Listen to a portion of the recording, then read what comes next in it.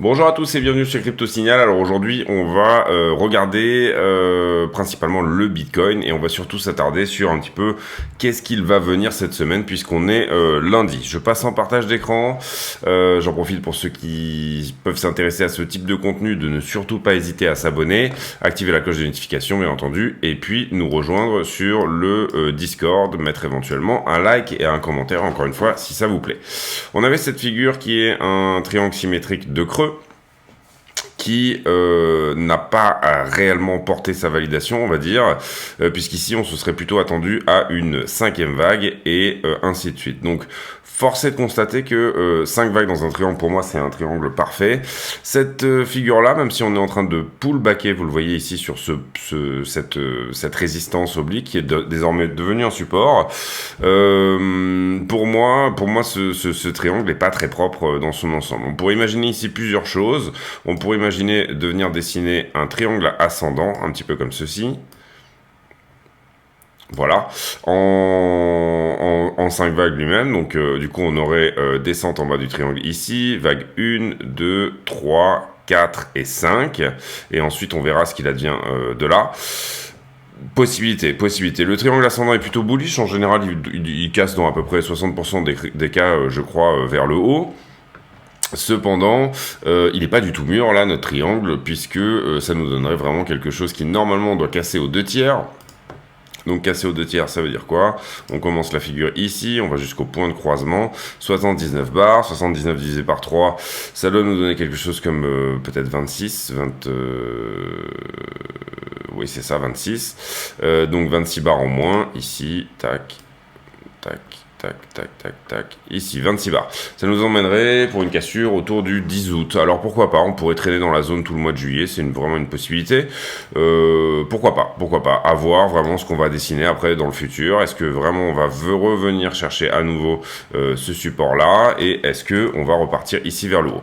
Pour moi en tout cas, c'est pas forcément la figure qu'on est en train de dessiner. Je pencherai plutôt ici pour le fait qu'on soit en train de dessiner à nouveau un flag, c'est-à-dire une correction parallèle, là je voulais un peu mal poser, mais voilà, quelque chose comme ça, un nouveau flag à nouveau, qui est pour le coup lui peut-être plutôt une figure baissière. Alors où est-ce qu'on aura l'info de tout ça? Tout simplement en laissant la figure se dessiner, en restant un petit peu pour le moment, on va dire off market, voilà, en regardant un petit peu ce qui se passe de ce côté-là.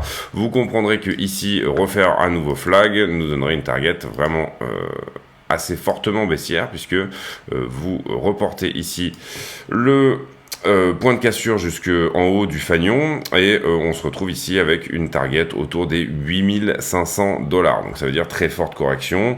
On casse ici ce point des 161,8% de l'expanding flat, qui est un objectif commun au 10 800. Et là, on explose un petit peu tous les supports précédents qu'on avait mis en avant, c'est-à-dire ce support ici avec un énorme volume profile qui s'est fait autour des 12 000. Voilà, donc ça pourrait être aussi un fanion, un flag, un bear flag, mais qui n'atteint pas ses targets, ou tout simplement qui casse en haut. Hein. C'est des choses qui peuvent arriver, des figures bearish qui cassent vers le haut, c'est totalement possible. Ici, ce qu'on doit attendre, c'est tout simplement que la figure se dessine, et encore une fois, trouver une comment dire, une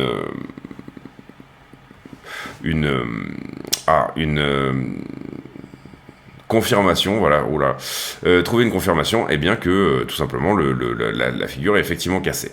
Ici vous le voyez, donc triangle symétrique de creux, pour moi c'est pas suffisamment propre pour que je considère qu'on a cassé cette figure vers le haut.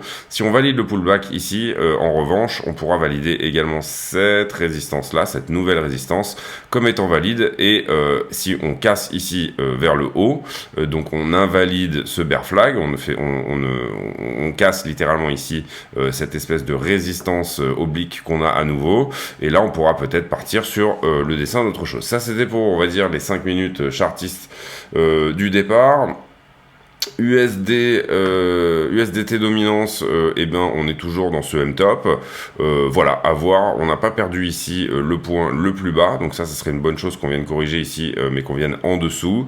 Pas vraiment d'épaule tête-épaule ici ou autre chose à voir. Vous vous rappelez qu'on avait ici une épaule tête-épaule dans toute cette figure-là. Bon, là, on est en daily, mais si on se met en 4 heures, on va la voir beaucoup mieux. Voilà, épaule gauche, tête, épaule droite, avec une target ici autour des 10% pour la stablecoin dominance. Donc c'est pareil, on a pullbacké sur la ligne de coup ici, avec une légère déviation au-dessus, mais ça arrive. Et pour l'instant, on est un petit peu en train de dessiner ce qu'on pourrait avoir, c'est-à-dire est-ce que cette nouvelle résistance-là va jouer ou pas. Voilà, c'est un petit peu la question ici sur l'USDT dominance. Sur le CME, donc le contrat Chicago Mercantile Exchange, vous voyez qu'on a pas mal de gaps qui se sont accumulés là sur cette descente, à potentiellement venir combler. On a des gaps qui sont accumulés jusqu'aux 41 265 $, mais surtout dans l'immédiat, on regardera plutôt le gap qui s'est ouvert là à l'ouverture aujourd'hui, avec une target pour le combler autour des 21 765 $. On va regarder là ici exactement. 21. Alors attends, je suis pas bien positionné là. Hop, on va se mettre bien dessus. Voilà. 21 830 $ à venir chercher pour combler ce gap. Donc ça, théoriquement, si ça se fait vite, c'est bien. C'est-à-dire que c'est souvent voilà, des choses qui sont comblées assez rapidement. Ensuite, on va regarder un petit peu ce qui s'est passé sur les marchés aujourd'hui. Toujours pareil, hein, en termes pour essayer de prendre ici le pouls. D'abord, pour moi, extrêmement important, on a eu des données là cette semaine sur le marché de l'emploi aux États-Unis. Et on est toujours sur ce marché de l'emploi qui reste au 3,60. Vous voyez qu'on fait 2 mois de suite là ici à 3,60. C'est une donnée qu'on avait vue sur MarketWatch, vous le voyez dans le calendrier économique. Cette news-là, elle est sortie, donc ça veut dire que le marché de l'emploi aux États-Unis est toujours suffisamment fort. C'est compliqué ici de parler de récession quand on est quasiment au plein emploi, vous le comprenez. Maintenant, bien évidemment, ça peut être une récession beaucoup plus longue et voilà, on peut aussi avoir ici des très mauvaises news. J'essaie de vous trouver la news là qui est déjà passée, donc c'était le 8 juillet. On a eu les 3,6% de taux d'emploi aux États-Unis. Donc vous voyez qu'on est sur la prévision et on est littéralement sur la même chose que le mois précédent. On reste à 3,6% de taux de chômage. Les news importantes à venir dans la semaine. Très très important vraiment, le CPI qui va sortir mercredi, donc désormais dans 2 jours. Ici on a eu et on va avoir 11h AM, ça a dû sortir d'ailleurs. Les attentes d'inflation à 3 ans, donc là bon on n'a pas le chiffre donc on verra, et puis le CPI, voilà pour moi très important, le CPI, on s'attend ici à environ 1% d'augmentation des prix sur le mois de juin. Voilà, ce qu'il est très important pour moi de regarder, c'est que ici on diminue, voilà, qu'on passe en dessous des 8,6% qu'on avait eu l'an dernier, c'est-à-dire que ça montrerait éventuellement que l'inflation se calme.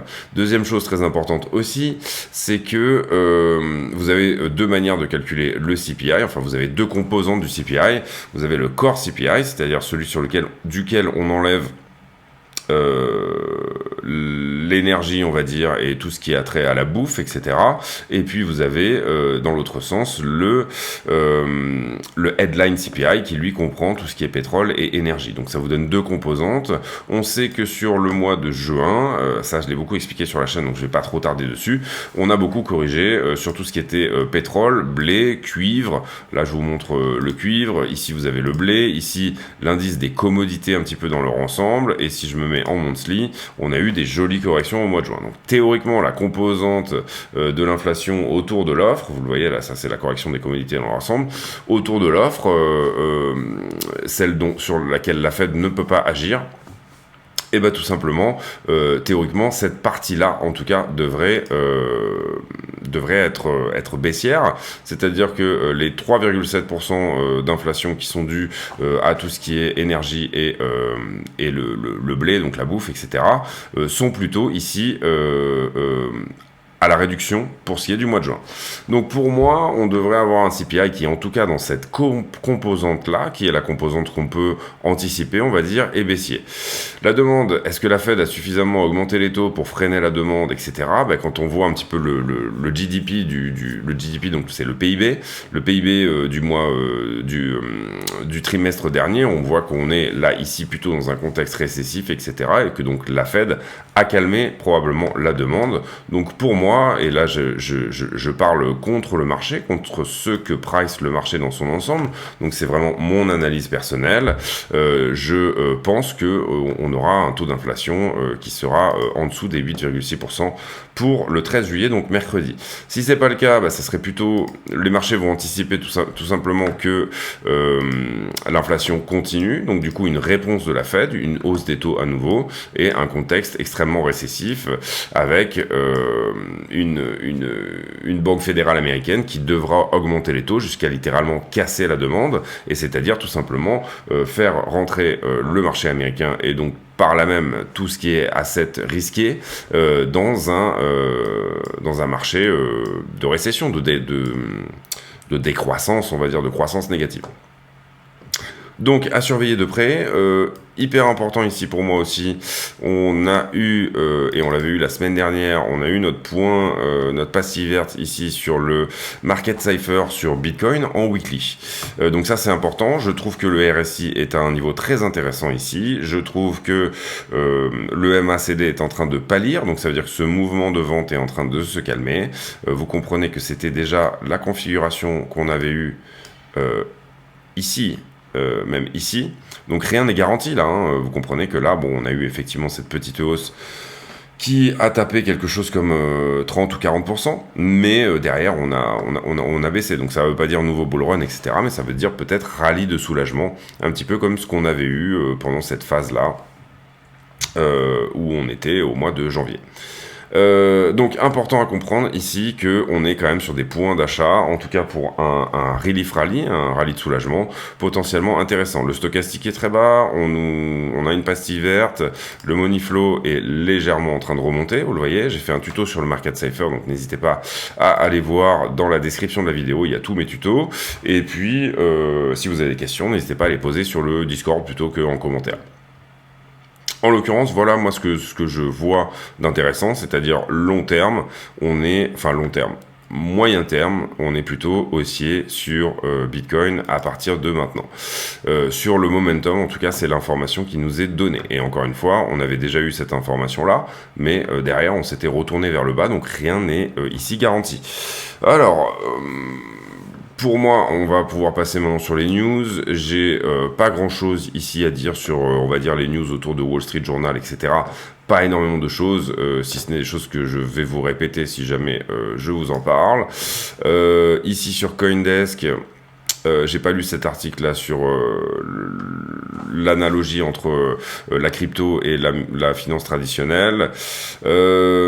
Ici, on a Binance qui apparemment n'a pas réussi à donner des promesses, un rapport, je pense, ou quelque chose sur le blanchiment d'argent.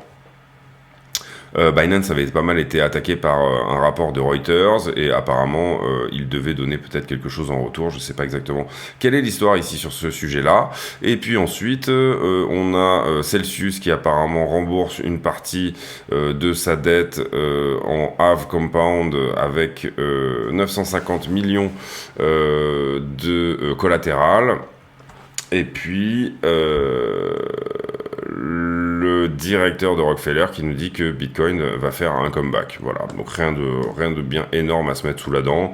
Je crois aussi que Binance a obtenu son AMF, son autorisation sur les marchés financiers en Espagne. Donc tout ça suit un petit peu son cours du côté de Binance. Ici, les plus gros movers, Tezos qui est pas loin d'un plus haut de 3 semaines, Uni qui reste sur un plus haut des 2 derniers mois. Oui, Binance, voilà, qui est agréé en Espagne. Voilà. Ici, on a peut-être une news sur Redalio. Non, c'est pas Ray Dalio, je me suis trompé.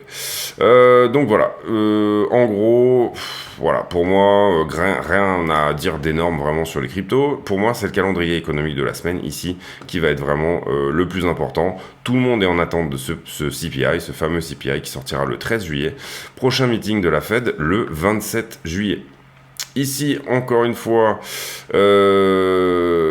un article sur MarketWatch qui nous dit si jamais le marché fait comme ce qu'il faisait en 2008, voici ce qui pourrait se passer à nouveau.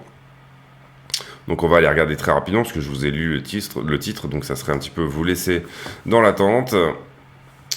Magnifique photo d'illustration ici, et donc j'essaie de le lire en diagonale ici pour vous faire un... Alors là, on a une analogie graphique entre ce qui s'était passé en 2008, donc la crise des subprimes, et ce qu'il est en train de se passer aujourd'hui. Moins 33%, moins 22% en 2008, et ensuite on tombe encore plus. Donc là, ça voudrait dire une nouvelle jambe baissière, j'imagine, pour le S&P, globalement la bourse dans son ensemble. Ça va nous permettre de faire une transition ici sur le S&P justement, parce que je crois pas qu'on ait regardé tout ça. Ici, vous avez les bons du Trésor, les TLT, qui sont les obligations du Trésor américain, qui sont ici plutôt à la hausse. Ça veut dire tout simplement que ces obligations sont demandées aujourd'hui. Donc ça sous-entend que on a du cash qui se met à l'abri ici aujourd'hui, sur la journée d'aujourd'hui, en monétaire. Vous voyez que les taux sont à la baisse aussi, donc ça sous-entend qu'il y a une forte demande pour ces fameuses obligations, à la fois à 10 ans et à 2 ans. On a un léger écart quand même entre le 2 ans et le 10 ans. Ça n'a rien à voir. Le Dow Jones qui continue ici à corriger, mais qui a fait une journée quasi neutre aujourd'hui. Le Nasdaq, là il est 22h46, donc le marché a fermé. Le Nasdaq qui nous a fait une journée plutôt haussière ici, mais pas grand chose. Pétrole, légère correction vers le bas, et puis ensuite il est venu récupérer sa clôture en nous faisant un marteau. Et puis le S&P qui a noté un gap aussi à l'ouverture aujourd'hui, et qui était plutôt baissier aujourd'hui, donc le S&P 500, c'est-à-dire les 500 plus grosses capitalisations américaines. Ce qui m'intéresse aussi moi beaucoup, c'est l'US Tech, c'est-à-dire le Nasdaq 100.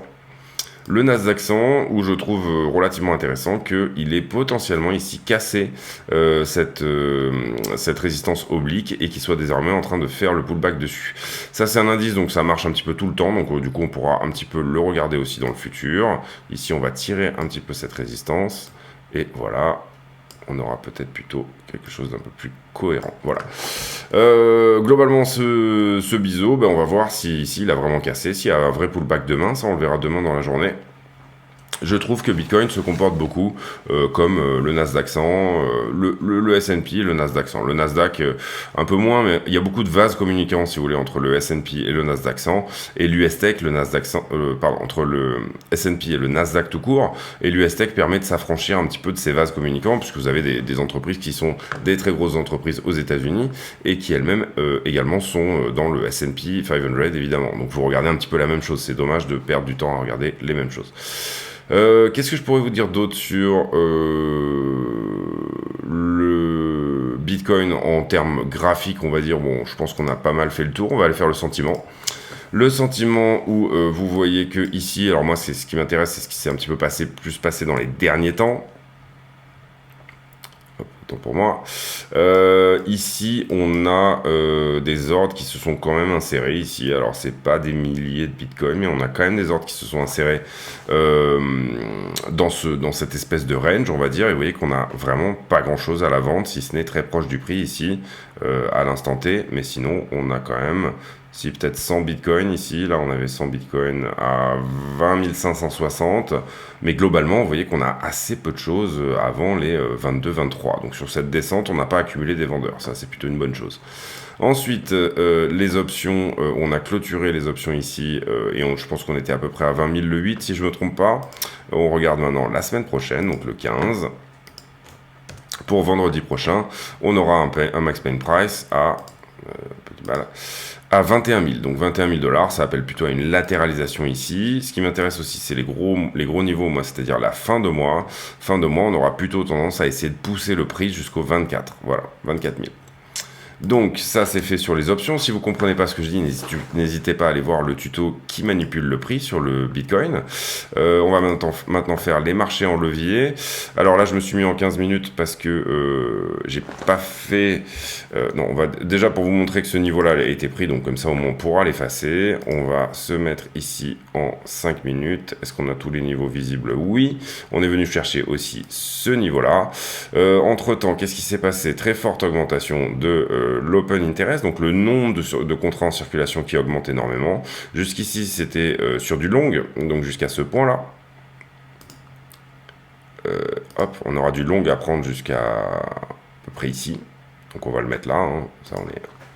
Hop, et vous voyez que c'est le niveau qu'on a travaillé là dernièrement. Vous voyez qu'on est venu le chercher. Que je vais mettre en rouge, mais c'est pas la peine, on l'a pris, donc je vous l'enlève du coup. Et puis derrière, on a eu une forte augmentation qui était plutôt, elle, sur du short. Vous voyez qu'ici, là, le funding commence à être décroissant à partir de là. Donc de là à ici, on avait des niveaux de short à prendre. En l'occurrence, pour moi, le niveau maximum, il était ici, et vous voyez qu'il a été pris aussi, puisqu'on le pris après est venu faire sa petite vague au-dessus. Ensuite, ici, on a quand même un fort niveau de funding négatif avec donc un niveau de short à prendre potentiellement sur cette bougie-là. Et ensuite, on descend en termes d'open interest avec un funding qui descend également. Ça veut dire que tout simplement, il y a des shorts qui se clôturent, pardon. Ici, remontée de l'open interest avec descente du funding. Donc on aura aussi même s'il est faible, il faut tous les noter. Un niveau de short à prendre ici. Ici, on a un funding qui latéralise, donc c'est pas forcément extrêmement intéressant ici. Ici, on a une remontée, donc on avait un niveau de long à prendre ici. Vous voyez qu'il a été pris par l'action de prix. Ensuite, ici, on est plutôt sur de la latéralisation également. Ici, peut-être à l'augmentation, oui, bah, c'est celui que je viens de voir. Et puis ensuite, on va zoomer un petit peu. Hop.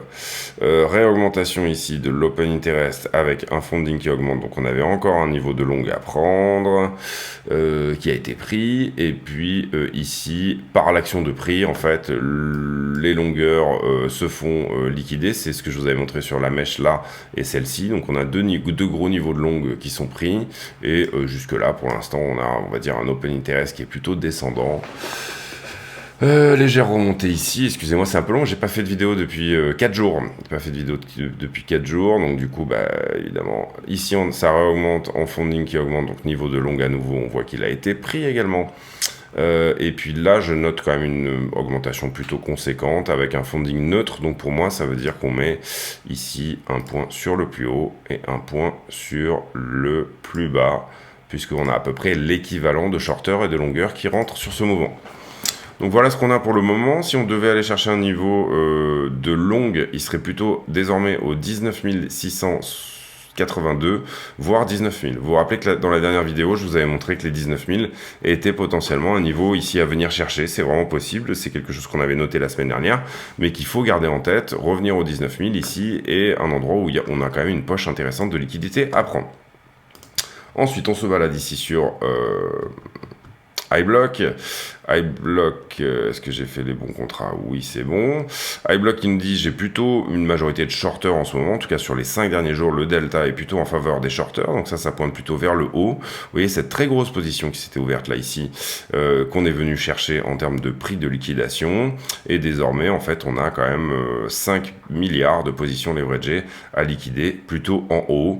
Si on cherche une densité de zone, je dirais qu'elle est à peu près par là, et je dirais que du coup ça nous donnerait à venir revisiter les 22 800 $. Donc iBlock qui pointe plutôt ici vers le nord. Sur Kingfisher, Et après, on va clôturer la vidéo. On va faire que Bitcoin aujourd'hui. J'ai pas préparé d'altcoin. On se remet un petit peu dans le bain puisque voilà, j'avais pris un petit peu des vacances. Ici, vous vous rappelez qu'on avait ce cluster ici à 19 000 et pour Kingfisher, on aurait un autre cluster aussi autour des 19 600, 180 millions à prendre en termes de liquidation. Donc ça, c'est plutôt des grosses journées. Hein. Si on fait une belle journée de liquidation, là, vous comprenez que 180 plus 180, on a peut-être un bon petit milliard à venir liquider tout simplement en faisant un mouvement jusqu'à 19. Un mouvement jusqu'à 19, c'est ce que nous dit Kingfisher. Qu'est-ce qu'on a liquidé dernièrement c'est ce qu'on va regarder ensemble. Ici, vous voyez qu'on a fait une journée à 93 millions. Donc c'est pas des journées d'extrême liquidation, c'est pas des journées de liquidation vraiment énormes. Qu'est-ce qu'on a liquidé en termes de longueur ou shorter? Principalement du long, vous le voyez. Bon, ça correspond un petit peu à l'action de prix dans les dernières 24 heures. Le prix a plutôt corrigé, donc c'est normal qu'on liquide ici du long. Et ça a été, vous le voyez, plus sur Ethereum que sur Bitcoin. Vous voyez qu'on a 4 millions liquidés sur Ethereum et 3,82 sur Bitcoin. Est-ce qu'on pourrait être dans un moment, et du coup ça va juste me permettre de faire une transition ici où éventuellement on va parler des alts. On va reprendre ça, tac. Et on va y ajouter, on va refresh, et on va y ajouter le funding. Voilà. Les alts sont beaucoup plus shortés. Alors peut-être je peux mettre en grand écran ici. Voilà, c'est bien. Les alts sont globalement beaucoup plus shortés que Bitcoin et Ethereum, on va dire, dans son ensemble. Même si là, alors ça va peut-être mettre un petit peu de temps à s'afficher. Vous voyez qu'on est shorté sur les alts depuis extrêmement longtemps. Donc est-ce qu'on pourrait envisager un mouvement des market makers pour venir nettoyer ici tout simplement tout ce qui s'est accumulé sur les altcoins, un mouvement pour venir utiliser Bitcoin, on va dire, comme un levier, et ça arrive parfois que ça se passe comme ça, pour provoquer un pump également sur les alts et venir nettoyer un petit peu tout ça. C'est une possibilité, surtout pour moi je trouve que ça peut être une possibilité au mois de juillet. Donc voilà un petit peu pour mes définitions aujourd'hui. Vous comprenez qu'au niveau chartisme, on est plutôt baissier en termes de figures. Ce sont plutôt des figures bearish qui se dessinent ici. Et en termes de sentiments, en revanche, on se rend compte que tout ça a été pas mal shorté. Toute cette petite descente là ici depuis 3 ou 4 jours. On a pas mal de gens qui ont shorté le top également. Peut-être simplement une dynamique de range où finalement on va reshorter les hauts de range. Si je vous parle du range là entre les deux bornes violettes par exemple, enfin on pourrait remonter celle-là, pour moi c'était des bornes de volume profile, mais voilà, vous comprenez l'idée ici. De cette borne là à cette borne là, si on commence à dessiner un range, vous aurez une dynamique qui fera que ici il y aura pas mal de gens qui viendront shorter et ça créera potentiellement des liquidités à prendre au-dessus et ça permettrait d'en sortir par le haut. A l'inverse, ici, vous aurez énormément de gens qui vont venir longuer avec des leviers, et du coup, ça pourra vous donner le mouvement inverse, c'est-à-dire des liquidations vers le bas. Au bout d'un certain moment, on est mûr pour pouvoir venir chercher ces liquidations. C'est-à-dire qu'au bout de pas mal de mouvements de yo-yo, on peut arriver à maturité ici, et tout simplement, short squeezer permet de sortir de ce type de range. À voir ce qui va se dessiner ici. Pour le moment, pour moi, le triangle ascendant, donc c'est-à-dire en considérant que ici on a une résistance oblique, pardon, il est propre sur les clôtures, mais il n'est pas vraiment propre sur les mèches. Mais pourquoi pas, si c'est quelque chose qu'on voit se dessiner plus tard, si on a une troisième touchette ici sur le haut, donc sur cette bande violette ici, c'est quelque chose qu'on va étudier.